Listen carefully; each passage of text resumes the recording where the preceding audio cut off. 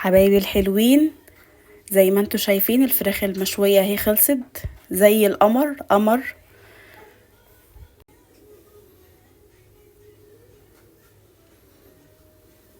طبعا تحفة جدا جدا، وهتعجبكم جدا جدا التتبيلة اللي انا عاملاها دي.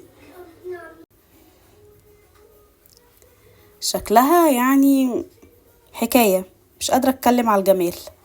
عملت جنبها شوية مكرونة محمرين، وبالهنا والشفا. السلام عليكم ورحمة الله وبركاته.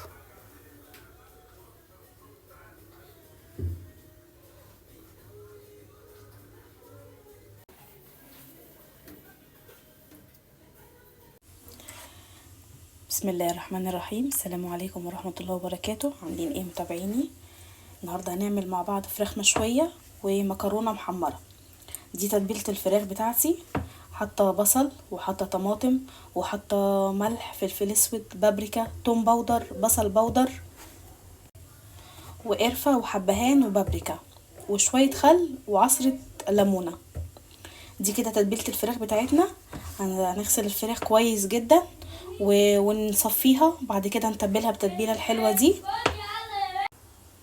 هنغسل الفراخ كويس جدا جدا ونتبلها بالتتبيله الجميله دي، وتعالوا مع بعض نشوف هنعمل ايه. انتوا شايفين الفراخ المشويه. الفراخ المشويه بعد ما اتبلت واتحطت في الصينيه زي ما انتوا شايفين كده زي القمر، تستاهل بقكم.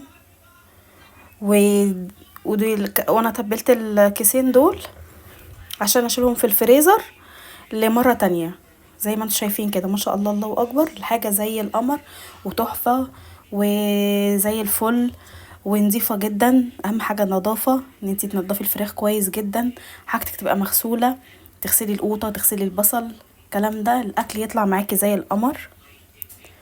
طبعا ما فيش احسن من اكل البيت. كده تبلنا مع بعض الفراخ المشوية، وحطيت ودهنت على الوش عسل اسود. المتاح عندك عسل اسود ادهني، عندك عسل ابيض ادهني، بيخلي الوش بتاعها تحفة. بسم الله ما شاء الله ولا قوة الا بالله.